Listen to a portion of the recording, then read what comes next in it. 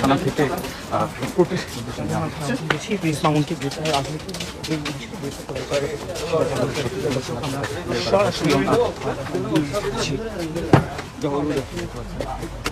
আমার এই গাড়ি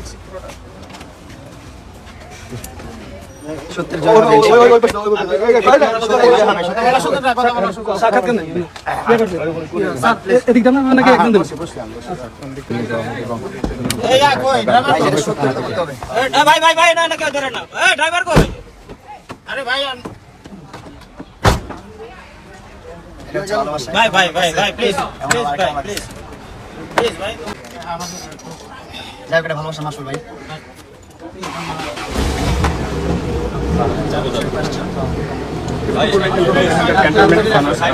প্রিন্স মামুন বা আব্দুল্লাহ আল মামুন নামে যে টিকটকার বা সোশ্যাল মিডিয়ায় পরিচিত, তাকে আমরা অ্যারেস্ট করেছি গতকাল। সে কুমিল্লা থেকে ঢাকার পথে রওনা দেওয়ার পথে আমরা অ্যারেস্ট করি কুমিল্লা জেলা পুলিশের সহায়তায়, এবং সেই মামলায় আমরা তাকে অ্যারেস্ট করে আমাদের থানা হেফাজতে আছে। আমরা অল্প কিছুক্ষণের মধ্যেই কোর্টে তাকে প্রেরণ করি।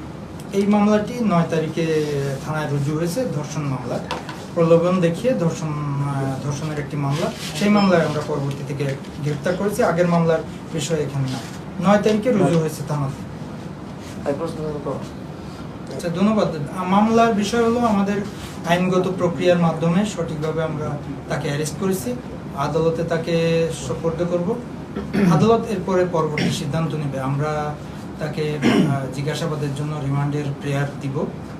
পরবর্তী সিদ্ধান্ত আদালতই নিবে, এবং আমরা তদন্তের মাধ্যমে আমরা আমাদের রিপোর্ট দিয়ে দিব তদন্তের পরে। না, ওর জন্যই তো মামলাটা, সেজন্যই তো হয়েছে। বিবাহ বন্ধনে আবদ্ধ হয়নি, তারপরে তারা একসাথে বসবাস করেছে। এই ধরনের আমরা প্রাথমিকভাবে এই ধরনের বিয়ের প্রলোভন ছিল, তাদের বসবাসের ক্ষেত্রে বিয়ের প্রলোভন ছিল।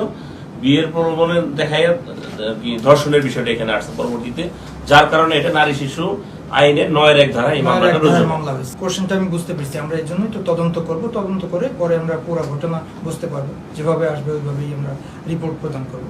যদি মামুন নির্দোষ হয়, মামুন ছাড়া পাবে আদালতের মাধ্যমে, কোনো সমস্যা নেই। আর যে দোষী হবে তার বিরুদ্ধেই আমরা গ্রেপ্তার, তাকে গত রাতেই গ্রেপ্তার করেছি দাউদকান্দি থেকে কুমিল্লা জেলা পুলিশের সহায়তায়। আর আমরা 7 দিনের রিমান্ডের প্রেয়ার দিচ্ছি। দেখা যাক আদালত কতদিন বিবেচনা করে। আমরা আসলে সে চট্টগ্রাম থেকে ঢাকা ফেরার পথে আমরা তাকে অ্যারেস্ট করেছি। পলাতক বা এই ধরনের আমরা কোনো কিছু পাইনি। সে ঢাকাতে ব্যাক করতেছিল, এরকম অবস্থায় আমরা তাকে অ্যারেস্ট করি। আমরা খুব শর্ট টাইমের মধ্যে তাকে আদালতে আদালতে হাজির করব। না, জানার বিষয়টা তো আমাদের তদন্ত সংশ্লিষ্ট বেশ কিছু বিষয় আমরা তাকে জিজ্ঞাসাবাদ করব। বিশেষ করে কখন থেকে কিভাবে তার সাথে রিলেশন বা কি, সে প্রলোভন আসলে দেখিয়েছে কিনা, বা তাদের নিজেদের সম্মতিতেই একসাথে ছিল কিনা, এইসব বিষয়গুলো আমরা জাস্টিফাই করে আমরা রিপোর্ট প্রদান করব। অবশ্যই জানতে চাবো মামলাটা তো ওটা নিয়েই, যে কমিটমেন্ট দিয়ে সে কমিটমেন্ট ব্রেক করেছে কিনা, তাদের বিয়ের ছিল, তার কমিটমেন্ট ছিল কিনা, সেই প্রলোভনের মাধ্যমে তাদের মধ্যে সম্পর্ক হয়েছে কিনা, এটাই তো আমরা যাচাই করে দেখব তদন্তের মাধ্যমে। স্বাভাবিক আইনের যে প্রক্রিয়া আছে, মিথ্যা কোনো অভিযোগ দিলে সেটার বিরুদ্ধে তো আইনের ব্যবস্থা আছে, আমরা ওইভাবেই আগাবো আইনগত প্রক্রিয়ার মাধ্যমে।